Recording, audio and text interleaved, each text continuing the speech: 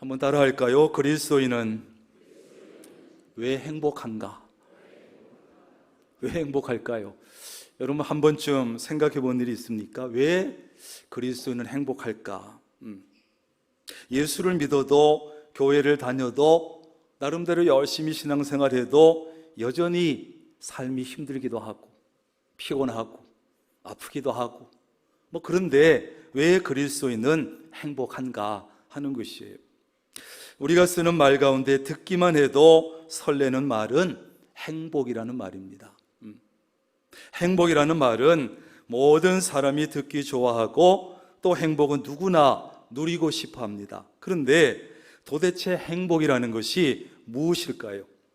일반적으로 현재 살고 있는 삶에 만족하느냐 만족하지 못하느냐의 정도를 행복도라 그럽니다. 행복도가 얼마나 되느냐, 어느 정도 만족하느냐. 그런데 우리나라는 다른 나라들에 비해서 행복도가 상당히 낮게 나옵니다. 낮게. 그렇다고 해서 선진국들과 비교를 해서 그런 결과가 나온 것이냐? 그것도 아니에요. 우리나라보다 지식 수준도 낮고 경제 수준도 낮고 이런 나라들과 비교를 하는데도 그런 결과가 나와요. 왜 이런 결과가 나왔을까? 이것은 우리나라 사람들이 실제로 그렇게 그러면 다른 나라 사람들보다 불행하냐? 그게 아니에요. 행복을 판단하는 기준이 다르기 때문에 그런 결과가 나온다는 것이죠. 문제는 무엇을 행복의 기준으로 삼는가 하는 것입니다. 어느 조사기관에서 돈 많은 재벌 100명과 박사학위를 가진 지식인 100명을 대상으로 삶의 만족도에 대해서 설문조사를 했습니다. 당신은 행복합니까? 그랬더니 뜻밖에도 돈 많고 지식 많은 사람 87%가 아니라고 했어요. 행복하지 않다고 했어요. 사람들은 누구나 행복하게 살기를 원하지만 많은 사람들은 자신이 불행하다고 생각합니다. 자신이 불행한 사람이라고 생각하는 사람들에게 그러면 당신은 왜 자신이 불행하다고 생각합니까? 라고 묻는다면 아마 그들은 이렇게 대답하는 사람이 많을 거예요. 나는 남들보다 배운 것이 없어서 불행합니다. 나는 남들보다 가진 것이 없어서 불행합니다. 이렇게 대답할 거예요. 그런데 조금 전에 앞에서 본 것처럼 행복은 소유의 많고 적음에 있는 것도 아니고 지식의 많고 적음에 있는 것도 아닌 것을 우리가 통계 자료를 통해서 알 수 있어요. 물론 기본적인 어느 정도의 물질, 어느 정도의 지식이 필요하지만 그것이 절대적인 것은 아니다. 어느 글에 보니까 행복해 보이는 사람은 많지만 정말 행복한 사람은 없다, 이렇게 말하고 있어요. 행복해 보여, 겉으로 보기에. 그런데 정말 행복하지는 않아. 겉으로 행복해 보이고 또 남들에게 행복한 척도 해보지만 마음속을 들여다보면 행복하지 않다는 거예요. 어느 통계 자료에 보니까 우리나라 30, 40대 남자 중에 62.2%가 나는 행복하지 않다고 대답했고 같은 연령의 여자는 25.7%만 행복하지 않다 그랬어요. 조금 이상하지요? 왜 똑같은 연령의 사람들인데 남자와 여자가 다르고 남자는 62.2%나 불행하다고 했는데 여성들은 25.7%만 불행하다고 했을까요? 퀴즈. 저도 모릅니다. 믿거나 말거나 저는 개인적으로 이렇게 주장합니다. 우리 남자들은 여자들을 행복하게 해주기 위해서 너무 애를 쓰다 보니까 행복을 느낄 시간이 없어서 그렇다. 그렇지. 남자들은 아멘하고 여자들은 비웃고 이래야 되는 거예요. 여러분은 어떻습니까? 자신이 지금 행복하다고 생각합니까? 아니면 불행하다고 생각합니까? 인간은 불행했던 기억은 잊고 싶어 하고 행복했던 기억은 잊고 싶어 하지 않는데요. 그러니까 행복한 사람은 잊어버리고 싶지 않은 일이 많은 사람이고 불행한 사람은 잊어버리고 싶은 일이 많은 사람이에요. 오늘 집에 가서 한번 곰곰이 따져보세요. 그렇다면 여러분은 행복한 사람입니까? 아니면 불행한 사람입니까? 만약에 여러분이 불행하다면 왜 불행하다고 생각하고 행복하다면 왜 행복하다고 생각합니까? 많은 사람이 이렇게 대체로 생각합니다. 경제적으로 넉넉하고 돈이 많고 가족들 건강하고 가정에 특별한 어려움이 없으면 행복하다 생각할 거예요. 그런데 좀 더 이것을 우리가 깊이 생각해 보면 정말 그것이 행복이라면, 그런 것이 행복이라면, 그것이 정말 행복의 전부라면, 그리고 그것이 행복의 기준이라면 우리의 행복은 너무 쉽게 사라지지 않겠어요? 너무 쉽게 찾아오지 않겠습니까? 불행이? 어쩌다가 직장을 잃어버리면 행복이 불행으로 확 바뀌어버리고, 건강을 잃어버리면 행복하다가 금방 불행해지고, 가정에 조금만 어려움이 있으면 하루아침에 행복한 가정이 불행해져 버리고, 이렇게 되지 않겠어요? 그게 정말 기준이라면? 그렇다면 과연 어떤 사람이 행복한 사람일까요? 행복한 사람은 누구일까요? 누구?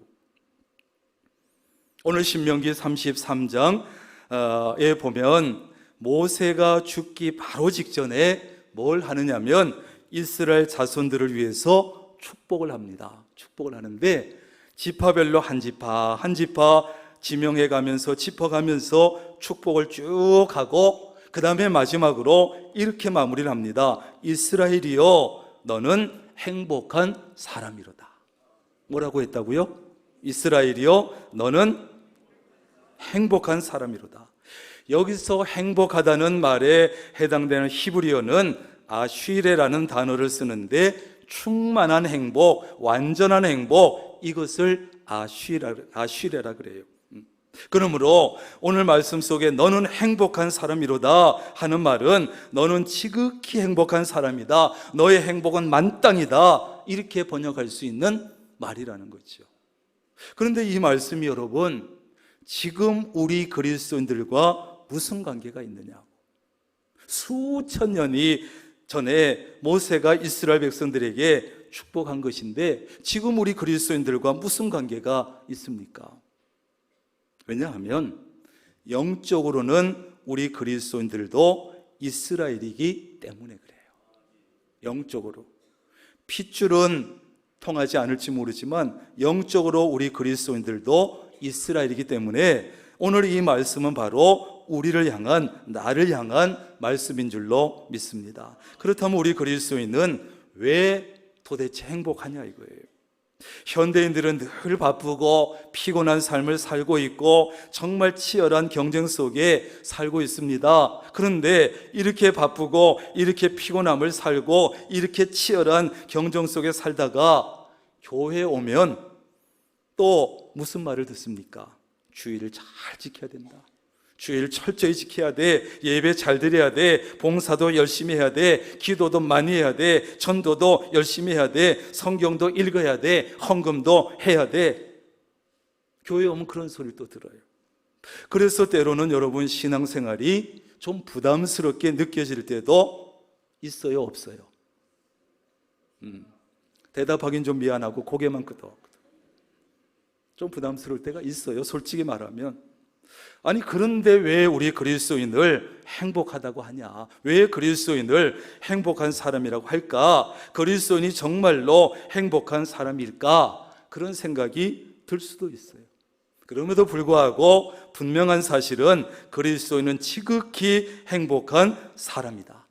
그리스도인은 지극히 행복한 사람이다. 왜 그럴까요? 왜 그럴까요? 저희 집 안방에 가면 침대가 있는데 침대 옆에는 나태주 시인의 행복이라는 시가 떡하니 걸려 있습니다. 이 나태주 시인의 행복한 시가 걸려 있는데 제가 한번 읽어드리겠습니다. 행복, 저녁 때 돌아갈 집이 있다는 것, 힘들 때 마음속으로 생각할 사람이 있다는 것, 외로울 때 혼자서 부를 노래가 있다는 것, 행복은 먼 곳에 있는 것이 아니다. 아주 가까운 곳에. 행복은 남들이 가지고 있는 것이 아니다. 이미 내가. 행복은 큰 것이 아니다. 아주 작은 것. 행복은 눈에 보이는 것이 아니다. 마음으로 보는 것. 오늘도 행복은 우리 곁에서 맴맴 돌겠지요. 이게 이제 전문이에요. 여러분, 그렇습니다. 행복은 먼 곳에 있는 것이 아니라 아주 가까운 곳에 있습니다. 그래서 행복을 먼 곳에서만 찾는 사람은 행복을 평생 찾아도 찾을 수 없어요. 행복은 남들이 가지고 있는 것이 아니라 이미 내가 가지고 있습니다. 남들이 가지고 있는 행복만 쳐다보면서 그것만 부러워하는 사람은 행복할 수 없습니다. 행복은 큰 것이 아니라 아주 작은 것입니다. 큰 행복만 기다리는 사람은 평생 행복을 누릴 수가 없습니다. 행복은 눈에 보이는 것이 아니라 마음으로 보는 것입니다. 눈에 보이는 것에서 행복을 찾으려고 하는 사람은 행복을 볼 수가 없습니다. 아주 가까운 곳에 있는 행복, 내 안에 있는 행복, 작은 행복, 마음으로 볼 수 있는 행복이 우리 곁에서 맴돌고 있다는 거예요. 그런데 저는 이 나태주 시인의 행복이라는 시를 읽으면서 늘 생각을 했어요. 내가 저 시를 가지고 설교를 한번 만들어서 꼭 한번 하리라. 그날이 오늘입니다.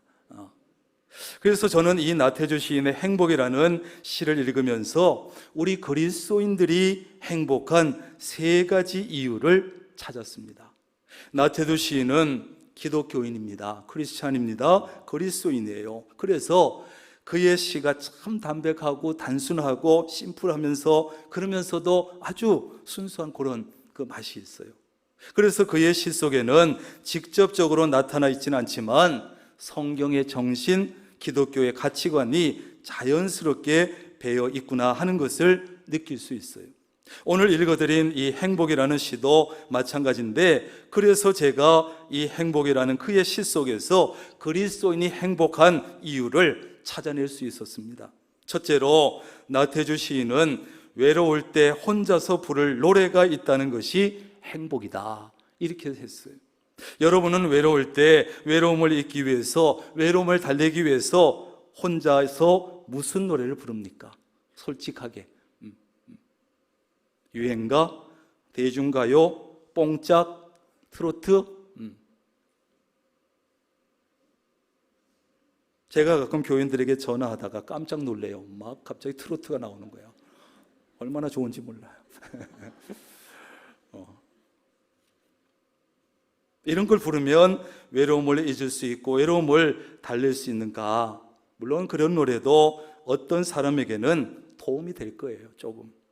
트로트가 너무 좋고 뽕짝이 너무 좋다고 해서 우리 너무 죄책감 가지지 않았으면 좋겠어요.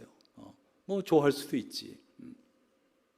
때와 장소에 따라 부를 수도 있을 것이고 어느 정도는 도움이 될 수도 있지 않겠어요. 그런데 저는 이 구절을 보면서 찬양을 생각했어요. 찬양. 그래, 우리 그리스도인들에게는 외로울 때 부를 수 있는 찬양이 있지. 외로움을 잊을 수 있고 외로움을 달래주는 찬양이 있지. 괴로울 때 부를 수 있는 찬양이 있고 힘들 때 부를 수 있는 찬양이 있지. 그렇습니다.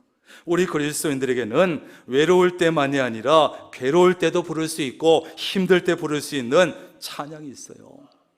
괴로울 때 주님의 얼굴 보라. 세상에서 시달린 친구들아, 위로의 주님 바라보아라. 눈을 들어 주를 보라. 내 모든 염려 주께 맡겨라. 슬플 때에 주님의 얼굴 보라. 사랑의 주님 안식 주리라. 이런 찬양도 있고, 환난과 핍박 중에도 성도는 신앙 지켰네. 이 신앙 생각할 때에 기쁨이 충만하도다. 이런 것도 있고, 내 모든 괴로움 닥치는 환난 주 예수 앞에 아뢰이면 주께서 친히 날 구해 주사 넓으신 사랑 베푸시네. 무거운 짐을 나 홀로 지고 견디다 못해 쓰러질 때 불쌍히 여겨 구원해 주리 은혜의 주님 오직 예수. 이런 찬양도 있고, 살다 보면 우리 그리스도인들도 우리 목사들도 외로울 때가 있고 괴로울 때도 있고 힘들 때도 있습니다.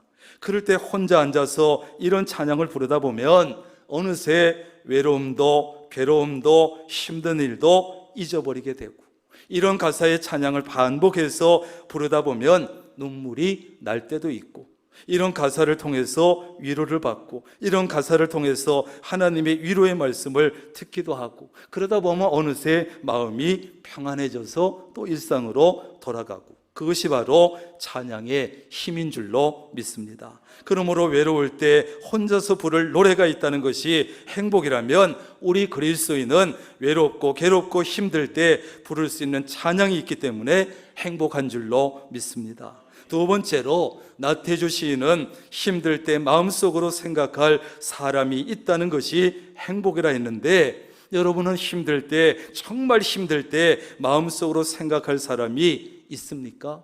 누굽니까? 정말 삶이 너무 힘들어 지쳐서 마음속에 떠올리기만 해도 힘이 되고 힘이 나는 사람이 누굽니까? 한 사람은 있어야 되지 않겠어요? 너무나 힘든데 마음속으로 생각하고 떠올릴 사람이 한 사람도 없다. 참 불쌍하고 불행한 사람 아니겠어요? 삶이 힘들 때 마음속에 떠올리기만 해도 힘이 나고 힘이 되는 사람이 있다면 그 사람은 행복한 사람이에요. 여러분은 삶이 힘들 때 마음속으로 누구를 생각합니까? 누구를 생각하면 힘이 나고 힘이 됩니까? 아버지, 어머니, 부모님 생각하면 힘이 나는 사람도 있을 것이고, 남편이나 아내를 생각하면 힘이 되는 사람도 있을 것이고, 자식 생각하면 없던 힘이 나는 사람도 있을 것이고, 친구나 애인 생각하면 힘이 나는 사람도 있겠지요. 저는 이 구절을 보면서 하나님을 생각했습니다. 우리 그리스도인들에게는 힘들 때마다 마음속으로 생각할 수 있는 하나님이 계십니다. 우리가 믿는 하나님은 어떤 분입니까? 하나님은 우리를 지으신 분이고, 나에 대해서 가장 잘 아시는 분이고, 전지전능하신 분이고, 사랑이 한이 없으신 분이고, 몇 가지만 생각해도 이런 하나님이 우리가 믿는 하나님. 성경은 하나님에 대해서 뭐라고 말합니까? 여호와를 앙망하는 자는 새 힘을 얻을 것이다. 피곤한 자에게는 능력을 주시며 무능한 자에게는 힘을 더하실 것이다. 그리고 하나님께서, 그 하나님이 우리에게 뭐라고 말씀하냐 하면, 두려워하지 마라, 내가 너와 함께함이라, 놀라지 말라, 내가 내 하나님이 됨이라, 내가 너를 굳세게 하리라, 참으로 너를 도와주리라. 아멘. 그리스도인은 삶이 아무리 힘들지라도 이런 하나님이 계시고, 이런 하나님을 생각할 수 있고, 이런 하나님을 의지할 수 있고, 이런 하나님에게 기도할 수 있고, 그래서 그리스도인이 행복한 거예요. 삶이 힘들 때 이런 하나님 생각하고 바라보면, 기도하고 의지하면 하나님은 못 본 척하지 아니하시고 그냥 내버려 두지 아니하시고 적극적으로 내 삶 속에 개입하셔서 도와주십니다. 왜? 다른 이유가 없어요. 그리스도인들은 하나님의 백성이고 하나님의 자녀이고 하나님께서 너무나 사랑하시기 때문에, 다른 이유가 없어요. 사랑하니까. 힘들 때 마음속으로 생각할 수 있는 사람이, 생각할 사람이 있다는 것이 행복이라면, 우리 그리스도인은 삶이 힘들 때 마음속으로 생각할 수 있고, 바라볼 수 있고, 의지할 수 있고, 그리고 실제로 도와주시는 하나님이 계시기 때문에 행복한 것입니다. 마지막 세 번째는, 나태주 시인은 저녁 때 돌아갈 집이 있다는 것이 행복이라 그랬어요. 힘들지만, 재미없지만, 지루하지만 학생들이 학교에 가서 하루 종일 그래도 열심히 공부할 수 있는 것은 저녁 때 돌아갈 집이 있기 때문이에요. 그래도 집에 돌아가면 엄마가 기다리고 맛있는 것 해놓고 기다리고 있는 집이 있으니까 지루하고 힘들어도 공부하는 거예요. 피곤하지만 직장인들이 회사에 가서 하루 종일 그래도, 때로는 정말 더럽고 치사한 직장 생활이지만 그래도 그것을 감당할 수 있는 것은 저녁 때 돌아갈 집이 있기 때문에. 그렇지 않아요. 집에 가면 그래도 나를 최고로 알아주고 최고라고 해주는 자식들이 있고, 아내가 있고, 남편이 있고. 여러분, 여행이라고 하는 것은 참 유익하고 즐겁고 행복한 일이지요. 그런데 여행하는 사람이 정말 편안하게 여행할 수 있는 것은 여행을 마치고 돌아갈 집이 있기 때문이에요. 돌아갈 집이 있었어요. 세계 여러 나라 돌아다니면서 아름다운 곳을 다 여행하고 다니지만 만약에 그 사람이 여행을 마치고 돌아갈 집이 없다면 그는 행복할 수 없고 여행이 행복할 수 없고 여행이 내내 불안하기만 할 거예요. 여행을 마치면 마치는 날짜가 돌아올수록 불안하고 두려울 거예요. 그가 즐겁게 여행을 다닐 수 있는 것은 여행을 마치고 돌아가면 자기를 따뜻하게 반겨줄 집이 있고 가족이 있기 때문이에요. 저는 이 구절을 보면서 천국을 생각했습니다. 우리 인생도 그렇습니다. 이 세상은 여러분 어차피 우리가 영원히 살 곳이 아닙니다. 나그네 인생이에요. 우리는 이 나그네 인생을 이 땅에 와서 살다가 나그네 인생 마치고 나면 돌아가야 합니다. 돌아가요. 그래서 누군가 이 땅의 삶을 마치고 죽으면 뭐라 그럽니까? 돌아가셨다 그러잖아요. 돌아가셨다. 맞는 말이에요. 돌아가셨다. 그런데 우리가 돌아가는 것은 돌아가는데 아무 곳으로나 돌아가면 안 됩니다. 우리가 돌아가야 할 곳은 반드시 여러분 천국이어야 합니다. 천국이어야 합니다. 아무 곳이나 돌아간다고 다 되는 게 아니에요. 천국으로 돌아가야 돼. 저녁 때 돌아갈 집이 있다는 것이 행복이라고 했지만 여러분 만약에요 돌아가야 할 그 집이 돌아가면 그냥 가정폭력이 난무하고 가족들이 서로 우그르렁거리고 아버지 남편은 술만 취하면 가족들을 때리고 그런 가정이라면 그런 집이라면 저녁 때 돌아갈 집이 있다고 해도 행복할 수 있겠습니까? 집에 돌아갈 시간 되면 막 두렵고 불안하고 들어가기 싫지요. 우리가 삶을 마치고 돌아갈 집은 하나님이 함께 계시는 곳, 그래서 슬픔도 없고 아픔도 없고 상처도 없고 죽음도 없는 천국이어야 합니다. 천국이어야 합니다. 반드시. 그런데 우리가 삶을 마치고 돌아갈 집이 천국이 되려면 뭘 해야 되느냐면 따라합니다. 죽음을 생각해야 된다. 이 땅에 사는 동안 죽음을 생각하면서 살아야 돼요. 죽음을 생각하면서. 라틴어로 메멘토 모리라고 하는 말이 있는데 한 번쯤 들어보셨을 거예요. 메멘토 모리라는 말은 따라합니다. 죽음을 기억하라. 죽음을 기억하라는 말이에요. 죽음을 기억하라. 옛날 로마 군인들이 굉장히 전쟁을 잘했죠. 그래서 옛날 로마는요, 로마 군인들이 멀리까지 가서 전쟁을 하는 경우가 있는데 전쟁에서 승리하고 돌아오게 되면 개선 장군이 앞장서고 로마 시민들이 엄청나게 몰려 나오고 시가 행진을 했어요.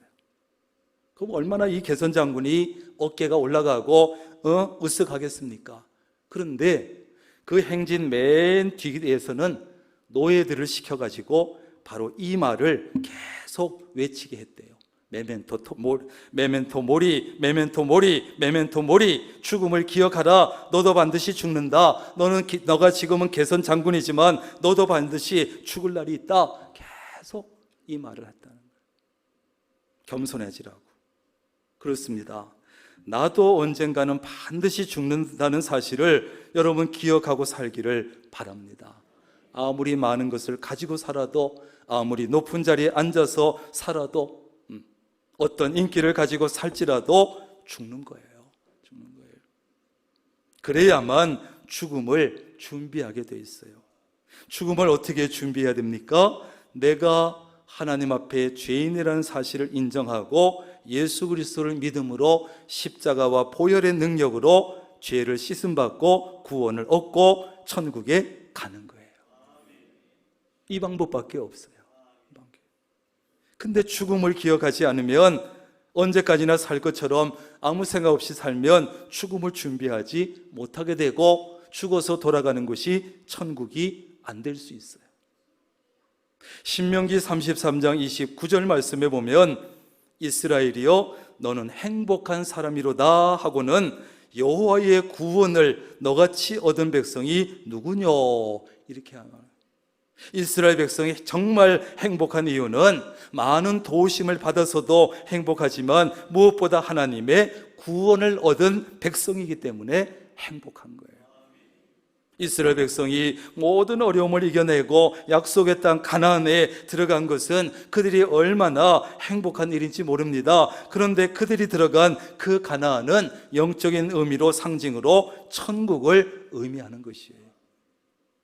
우리 그리스도인들이 정말 행복한 이유는, 우리가 삶 속에 여러 가지 도우심들 받지만 정말 행복한 이유는 우리가 삶을 마치고 돌아갈 집이 천국이기 때문에 그런 거예요. 천국이기 때문에. 우리가 이 세상에서 사는 동안 경제적으로 넉넉하게 좀 살지 못했을지라도, 많이 배우지 못했을지라도, 건강이 좋지 못했을지라도, 가정이 행복하지 못했을지라도, 어떻게 하다 보니 사랑을 많이 받지 못하고 살았을지라도 우리가 돌아갈 집은 천국이기 때문에 그리스도인은 행복한 거예요. 키에르케고르는 인생에 대해서 한마디로 이렇게 정리했습니다. 인생이란 불안한 열차를 타고 절망이라는 터널을 지나 죽음이라는 종착역에 도달하는 실존이다. 이렇게 얘기했어요. 멋있죠? 멋있는 것 같은데 참 어두칙칙하고 어둡습니다. 정말 그렇다면 이 세상에 누구도 행복하다고 말할 수 없을 거예요. 그러나 하나님은 우리 그리스도인들을 위해서 천국을 준비해 놓고 계십니다. 그래서 저는 이 키에르케고르의 말을 이렇게 바꾸겠습니다. 인생이란 구원의 열차를 타고 소망이라는 터널을 지나 천국이라는 종착역에 도달하는 존재다. 시작. 인생이란 소망이라는 터널을 지나 천국이라는 종착역에 도달하는 존재다. 아멘이죠. 아멘이죠.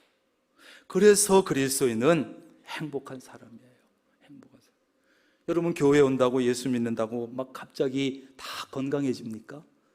교회 온다고 그냥 사업이 갑자기 막 잘 됩니까? 그렇지 않아요. 그럼에도 불구하고 그리스도인이 행복한 이유는 이런 것이에요. 지금 비록 우리의 환경과 처지가 힘들고 고달프고 괴로울지라도 우리에게는 외롭고 괴롭고 힘들 때 부르면 위로가 되고 힘이 되는 찬양이 있고, 힘들 때 생각할 수 있고, 힘들 때 마음에 떠올리고, 힘들 때 의지하면, 기도하면 적극적으로 도우시는 하나님이 계시고, 삶을 마치고 돌아갈 천국이 있습니다. 이것이 바로 우리 그리스도인이 행복한 이유입니다.